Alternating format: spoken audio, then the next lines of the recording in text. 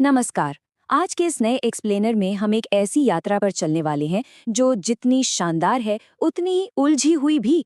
हम बात कर रहे हैं कश्मीर के बेहद राजसी लेकिन काफी विवादित मार्तंड सूर्य मंदिर के उत्थान और पतन की। एक ऐसी कहानी जिसका इतिहास इन बचे हुए पत्थरों से भी कहीं ज्यादा गहरा है। कारकोटा राजवंश का जब उदय हुआ था ना, तो ये पूरा इलाका अपने सबसे सुनहरे और शक्तिशाली दौर से गुजर रहा था। जरा सोचिए, एक वक्त का वो इतना शानदार अतीत और आज की सच्चाई जो इन शांत और टूटे फूटे खंडहरों में कहीं सिमट कर रह गई है। ये जो इतना बड़ा अंतर है ना दोनों के बीच, यही तो इस कहानी को इतना दिलचस्प बनाता है। अब इन खंडरों की असल भव्यता क्या थी, इसका अंदाजा आप इसी बात से लगा लीजिए कि 19वीं सदी में एक यूरोपियन यात्री आए थे, G.T. विग्ने। उन्होंने इसे देखकर लिखा था, मिस्र यानी इजिप्ट के मंदिरों जैसी मजबूती और ग्रीस जैसा आकर्षण। वैसे ये बिल्कुल सही है। ये कोई आम ढांचा नहीं था। ये एक ऐसी अनोखी संरचना थी जिसने अलग अलग संस्कृतियों की सरहदें तोड़ दी थीं। और ये हमें सोचने पर मजबूर कर देता है कि अपने शुरुआती दिनों में ये कितना कमाल का लगता होगा। तो इस पूरी कहानी की गहराई में उतरने के लिए आज के इस एक्सप्लेनर को हमने 4 हिस्सों में बांटा है। पहला, पत्थर में एक दृष्टिकोण। दूसरा, वास्तुकला का उत्कृष्ट नमूना। तीसरा, मार्तंड का पतन। और आखिरी, आज की एक विवादित विरासत। तो चलिए शुरुआत करते हैं हमारे पहले हिस्से से, पत्थर में एक दृष्टिकोण, राजा ललितादित्य की महत्वाकांक्षा। हम चलते हैं 8वीं शताब्दी में, जहां से इस बेहद ताकतवर कारकोटा राजवंश और इसके सबसे महत्वाकांक्षी शासक की कहानी शुरू होती है। कश्मीर के इस स्वर्ण युग में राजा ललितादित्य मुक्तापीड ने करीब 725 ईस्वी में अपना शासन शुरू किया था। आपको पता है उनका साम्राज्य कितना बड़ा था? ये पूर्व में बंगाल से लेकर उत्तर में कराकोरम की पहाड़ियों तक और दक्षिण में सीधे दक्कन तक फैला हुआ था।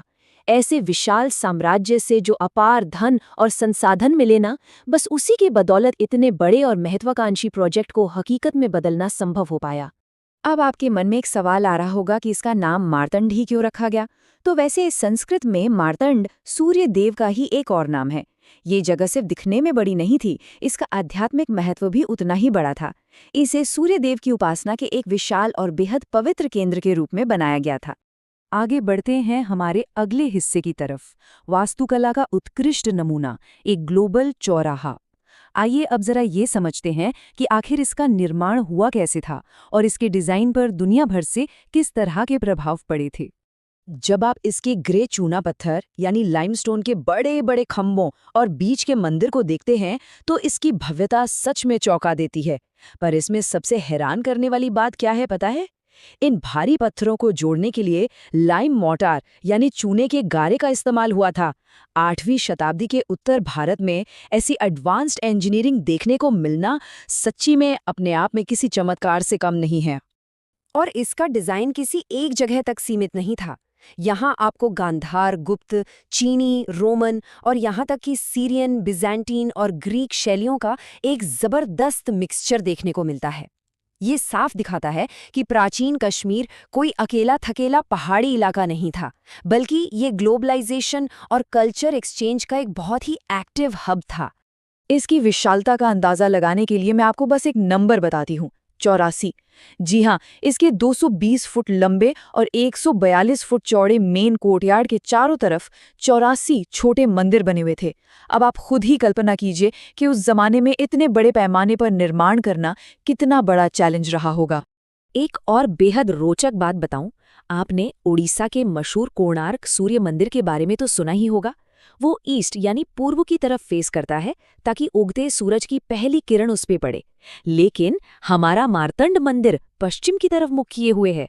इसका मकसद ढलते सूरज की रोशनी को समेटना था।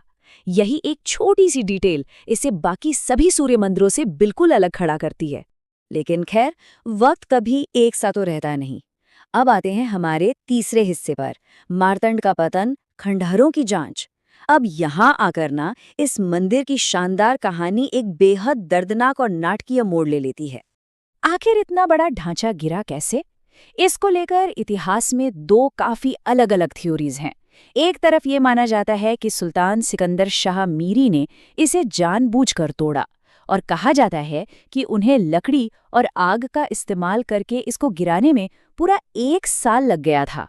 वहीं दूसरी तरफ एक थ्योरी ये भी है कि प्राकृतिक आपदाएं इसका कारण थी, जैसे 1554 के भयंकर भूकंप, बर्फबारी से होने वाला नुकसान और चिनाई में आई कुछ तकनीकी खामियां। अगर हम ऐतिहासिक दस्तावेज देखें तो पहली थ्योरी जोनराज और फरिश्ता के लेखों पर आधारित है, जो सीधे तौर पर सुल्तान सिकंदर को जिम्मेदार ठहराते हैं। दूसरी तरफ सूका के लेख और आज के कई मॉडर्न हिस्टोरियंस इस नतीजे पर पहुंचे हैं कि इतनी विशाल इमारत का गिरना भूकंप और वक्त के साथ हुए प्राकृतिक बदलाव का नतीजा था। ये एक ऐसी बहस है जिस पर आज भी विद्वान पूरी तरह से एकमत नहीं है। चलिए इतिहास से निकलकर आते हैं आज के वक्त में। हमारा आखिरी हिस्सा, आज की एक विवादित विरासत, आधुनिक युग की गूंज। अब सवाल ये है कि सदियों पुरानी ये पत्थर अचानक आज की न्यूज़ और कंट्रोवर्सीज में क्यों छाए हुए हैं? दरअसल कुछ पिछली घटनाओं ने लोगों का ध्यान वापस इस जगह पे खींच लिया है। आपको याद होगा बॉलीवुड की फिल्म हैदर के गाने में इसे शैतान की गुफा के रूप में दिखाया गया था, जिस पर काफी धार्मिक और सांस्कृतिक आपत्तियां उठी थीं। उसके बाद एएसआई और कुछ ग्रुप्स के बीच तब विवाद हो गया जब बिना किसी परमिशन के यहाँ पूजा और प्रार्थनाएं आयोजित की गई। ये इस बात का सबूत है कि कैसे एक पुराना खंडहर आज भी नई पॉलिटिक्स और कल्चरल टेंशन का सेंटर बन सकता है।